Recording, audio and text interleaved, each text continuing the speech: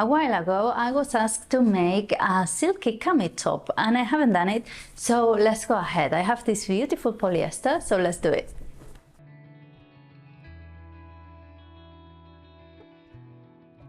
Silky tops are back in fashion, and they are something that don't change. So if you have one from years ago and you want to give it a new chance, you can definitely wear it because they have always the same structure. You are not changing sleeves, or they don't have different necklines or things like that. So the only thing is that they might have or have not some lace. I have some lace here. I don't know if I'm brave enough to add it, so let's see. And I'm going to make it by following this t-shirt I made last year. I'm going to leave you the link here to the tutorial. You only need a few measurements, and this way you see how easy it is to recreate something from a garment you love. These silky fabrics are really nice because you get two finishes, the shiny one and the other one, the wrong side of the fabric, but you can use them either way. If you want something shiny, you can use this side, and if you want something a bit more discreet, the other one. Or you can even mix them up and cut half your project on one side and the other one on the other, and it will look really nice. And one thing I'm going to do is to cut my blouse on the bias. What is on the bias? We have, I have here 83 centimeters of fabric, which is the grain. This selvage edge tells you where the end of your roll of fabric is, and this is the grain. The width of the roll is the cross grain, and if you fold that diagonally is the bias. The bias is the one that has the most stretchiness, as you can see, and it looks really nice, really flowy when you cut on the bias. It makes the cut really, well, really elegant, really flowy, and it has lots of drape. So I'm going to cut my blouse on the bias.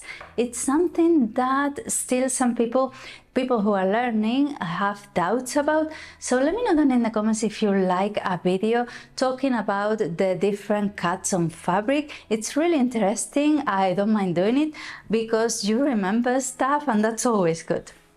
With everything cut, I'm going to start by sewing together the bodice, then putting the straps together and the facings, so I can sew the lace to the top and sandwich the facings and the straps. So with the diagonal, we're going to start by cutting our project, and where the line is, where the folding is where we're going to cut our project.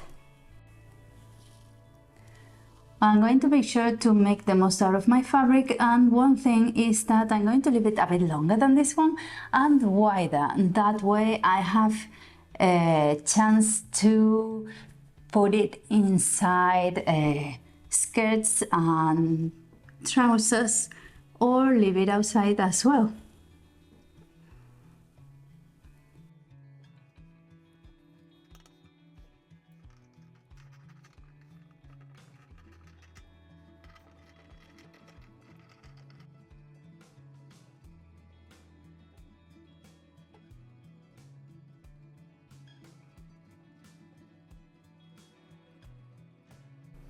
And with this cut, I'm going to do the back, which is going to be the same, but without this top. So it's going to be more or less like a rectangle of fabric, a bit smaller, because this your back is not as wide. So I'm going to make it a bit smaller, and that way it'll look good. And I'm going to be folding my fabric, making sure I use everything I can to make the most out of it. So on the other side, the other bias cut.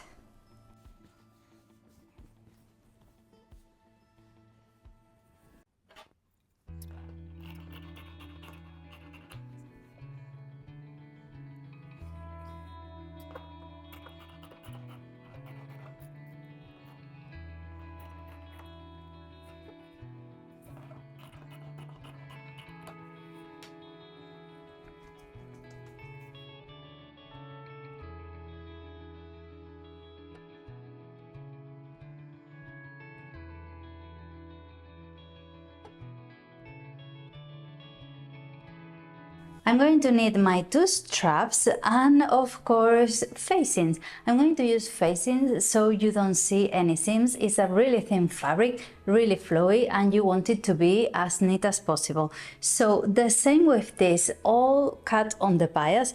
I'm going to cut a bit of the top like this, and it's going to be the same pattern. You just need to recreate it for the front and the back. The back is going to be just a rectangle, really.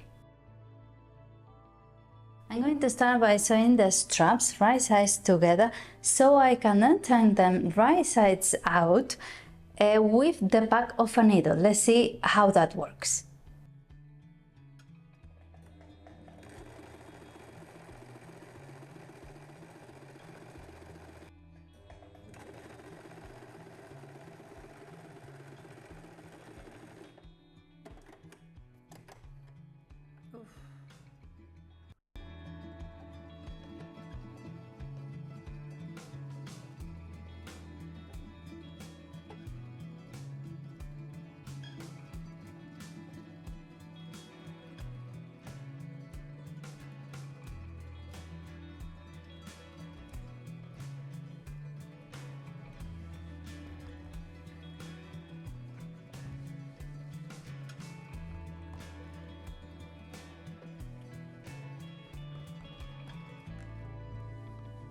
Well, with the straps, I had so many problems trying to put them right sides out that I just gave up, and I made it by folding twice and sewing, and that's it. So these are my straps. It's not exactly spaghetti straps, but it's the best I could do. So now I'm going to press them a little bit. I could sew them once again even, if I wanted them thinner, but they're okay.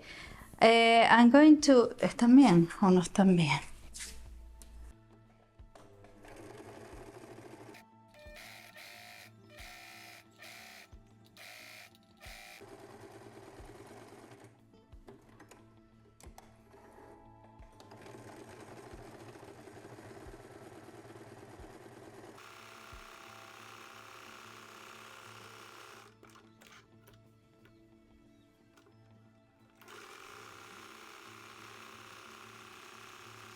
And I'm going to put everything together, one inside the other, sandwich style.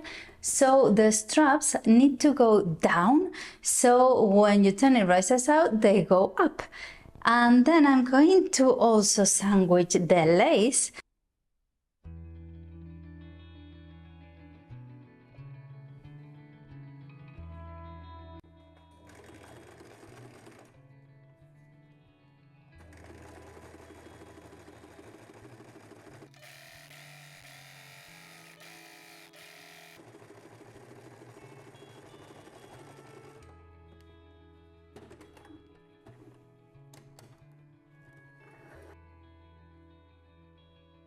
So this is how I'm doing. I'm quite happy with it. And now, right sides together and putting the lace down again, I'm going to sew the facings and in between the straps as well.